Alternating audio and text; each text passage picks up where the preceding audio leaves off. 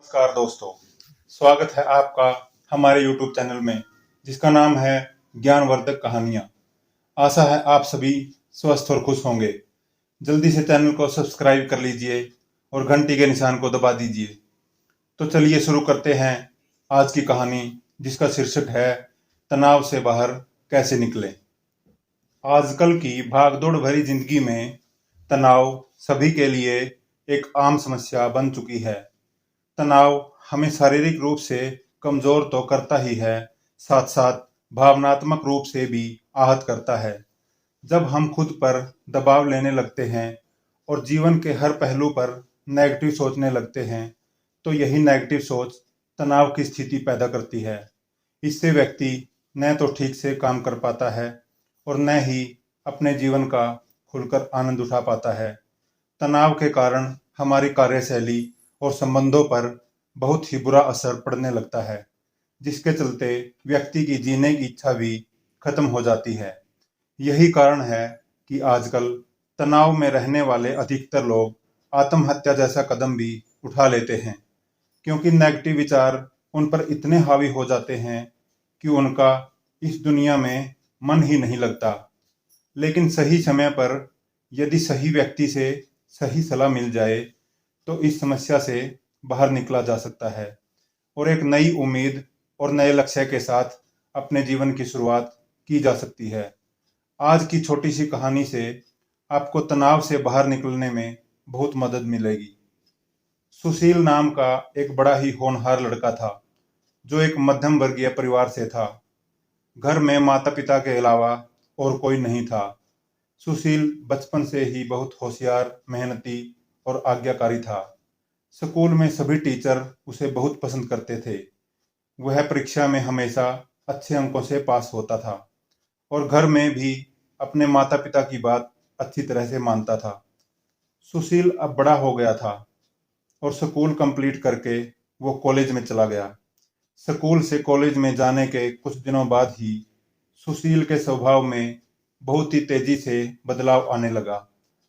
School में अच्छे अंकों से पास होने वाला और माता पिता की बातों को मानने वाला सुशील अब ना तो माँ बाप की सुनता और न ही अच्छी तरह से पढ़ाई करता था। उल्टा माँ बाप से झूठ बोलकर पैसे ले लिया करता था। वह अब बुरे बच्चों की संगति में पड़ गया था, जो बिना वजह पैसे बर्बाद करते। फिल्मों में जाना और बीड़ी सिगरेट शराब आदि पीना उनकी आदत थी। सुशील का यह स्वभाव देखकर उनके माता पिता को उनके भविष्य की चिंता होने लगी। वे उसे समझाने की बहुत कोशिश करते थे कि तुम बुरे बच्चों की संगति में पड़कर अपना जीवन बर्बाद मत करो, तुम अपनी पढ़ाई पर ध्यान दो। तो वह गुस्सा हो जाता और कहता, मैं अब बड़ा हो गया हूँ, मैं अच्छी तरह जानता हूँ कि क्या अच्छा है और क्या बुरा। मैं उन बच्चों के साथ रहता जरूर हूँ, लेकिन कोई गलत काम नहीं करता। ऐसा कहकर वह अपने माता पिता की बातों को टाल देता था। ऐसे ही कई दिन बीत गए और उसकी परीक्षा के दिन नजदीक आ गए। अब उसने थोड़ा बहुत पढ़ना शुरू कर दिया, लेकिन वह उतना नहीं पढ़ पाता था जितना वह पहले पढ़ता था। परीक्षा हो जाने के बाद जब उसका परिणाम आया तो वह कई विषयों में पास नहीं हो पाया। हमेशा अच्छे अंकों से पास होने वाला सुशील बहुत दुखी हो गया था। अब वह अकेला सा रहने लगा, बहुत कम बातें करने लगा और अपने अंदर ही अंदर कुछ सोचता रहता था। अब वह अपना कमरा छोड़कर यहाँ वहां भी नहीं जाता था। सुशील की इस स्थिति को देखकर उसके माता पिता ने उससे कहा कि बेटा, पिछला परिणाम भूल जाओ और आगे की परीक्षाओं पर ध्यान दो। जो हुआ उसे भूल जाओ। लेकिन वह अब किसी की सुनने को तैयार नहीं था और खुद को दोष दे रहा था, क्योंकि इस वक्त वह तनाव का शिकार हो चुका था। एक दिन उसके स्कूल के टीचर को उसकी इस स्थिति के बारे में पता चला। उसके बाद टीचर ने उससे मिलने के लिए उसे अपने घर पर बुला लिया। अगले दिन सुशील अपने गुरुजी से मिलने उनके घर चले गए।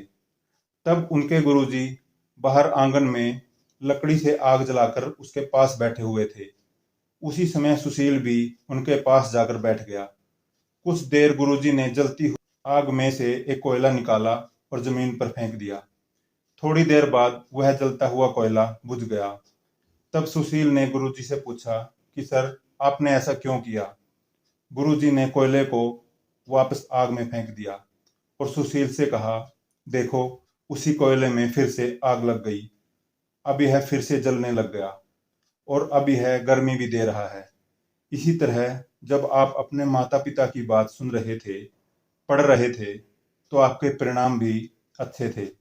लेकिन जैसे ही आप बुरी संगत में पड़ गए तो आपका परीक्षा परिणाम भी खराब होता चला गया। जिस प्रकार यह कोयला जमीन पर गिरा और बुझ गया और किसी काम का न रहा।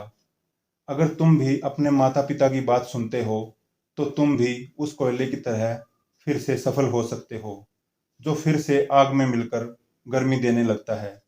गुरुजी की इन बातों को सुनकर सुशील को अपनी गलतियों का एहसास हो गया था। अब उसने उन बुरे लड़कों का साथ छोड़ दिया और वह फिर से पहले की तरह पढ़ाई करने लग गया और एक अच्छा लड़का बन गया।